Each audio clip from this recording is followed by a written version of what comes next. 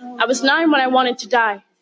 13 when I found a solution. You're watching the For You page of a teen's TikTok account. Love will not heal me. CNN created this TikTok profile with the help of a 14-year-old and their parents before taking control of it. Over 6 days, we used this account to see what kinds of content the app would serve to a young person. It seems to be sort of giving you a guide for how to develop an eating disorder, how to restrict your eating. What surprised me most, the content that I was served while in restricted mode. But that comes later. First, all right, let's do it. This is the first time that I'm gonna be opening this TikTok and looking at the For You page. For the first 2 days, I scrolled the test account's For You page for 30 minutes, about a third of the amount of time a typical US teen spends on the app each day, according to a TechCrunch report. And I watched each video I came across in full just once. At first, we saw a lot of this. Oh, the wonderful things Mr. Brown can do. He can go like a cow, he can go moo moo. And this. But about 17 minutes into our first day, we were served this video.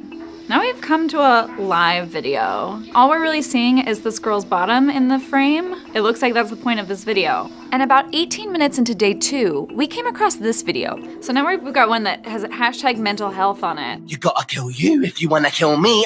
We have a sort of like veiled reference to suicide in here. Sort of mature themes happening here.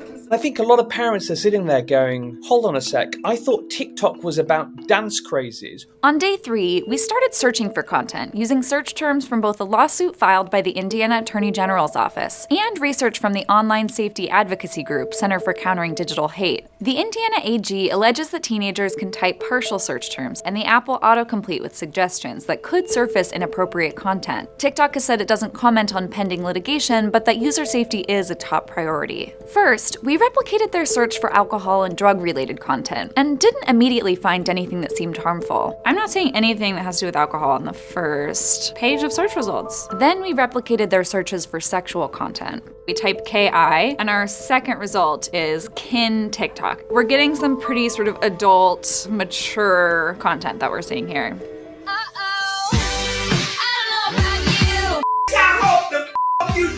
We're getting all of these other suggestions. Kin TikTok daddy's girl, kin TikTok rope bed, kin TikTok scenario rough. And maybe you're typing KI because you're searching something completely unrelated to this, but it was a second search result. And so you could see how somebody might come across this kind of content sort of accidentally.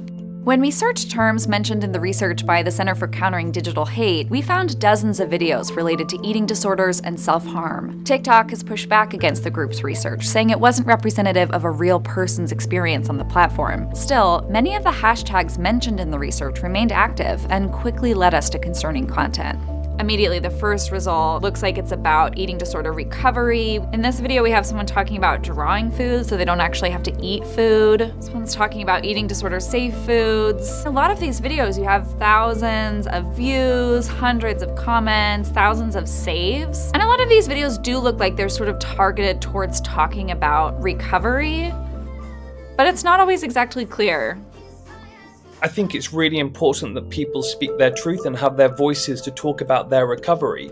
But the question is, should TikTok knowingly be sending that again and again to 13-year-old girls who perhaps don't yet have the vocabulary or the emotional intelligence to be able to cope with these sorts of concepts? These clips may seem shocking, but in some cases we chose not to show the most disturbing and explicit content. When we clicked through to this person's account, you see in the description it says some of my videos have my self-harm scars, so trigger warning. On day 5, we turned on restricted mode, a feature that TikTok says limits videos that may be inappropriate for some people. Then we recreated the same searches we'd done on day 3 to see if it would change our results. This is almost pornographic. We found that restricted mode didn't seem to restrict much of anything. We actually saw this same video when we were not on restricted mode. I think we may have seen this one too, and this one. This actually seems like almost all of the same videos that we saw previously. Oh my god, people's depression gets so bad they can't brush their teeth? People's depression gets so bad they kill themselves, Janet. This didn't pop up before. You are more than your weight. If you or someone you know has questions about body image, food, or exercise, it's important to know that help is out there. So it's kind of interesting that TikTok seems to have recognized that I was looking at a lot of eating disorder, weight loss related content, and yet while we're on restricted mode, it's not sort of changed the fact that I can see all of this stuff. TikTok says it sometimes directs users to resources for issues such as eating disorders and self-harm based on the search terms they use. In response to questions from CNN, the company updated 2 additional eating disorder hashtags, so they now redirect to support resources. All right, we're speeding. On days 5 and 6, we scrolled the For You page for 30 minutes while on restricted mode, and we saw a slight uptick in mental health-related videos. We have another depression-related video. Again, in the comments you have, I can relate to this and I'm only in middle school, I can relate to this and I'm in high school. Okay, we've got hashtag suicide, hashtag don't kill yourself. Explaining my depression to my mother, a conversation. CNN flagged more than a dozen videos we came across during our experiment to TikTok. It removed 3 of them for violating its community guidelines, including this one, which you saw at the top of this video. Heard my heartbeat pound in my ears like a warning drum, then fade. I'd almost convinced myself I'd done it. We've known for a long time that actually content about self-harm and suicide can have an instigatory effect on young people. And the normalization of self-harm is incredibly dangerous. Our test account didn't behave exactly like a real teen would, and much of the content we saw also fell into a gray area that may or may not be concerning to parents, but it did show what a teen could encounter on the app. In a statement, spokesperson Ben Wraith said TikTok is committed to building age-appropriate experiences for teens and offers family pairing. TikTok also removed 2 search suggestions that led to sexual content. TikTok has also added various youth safety features, including a screen time limit, keyword filters, and options for diversifying users' feeds. Still, online safety experts are urging TikTok to do more, and in the meantime, they say parents should be aware of what their kids see on the app. They need to be having conversations with their kids, asking them, what are you seeing?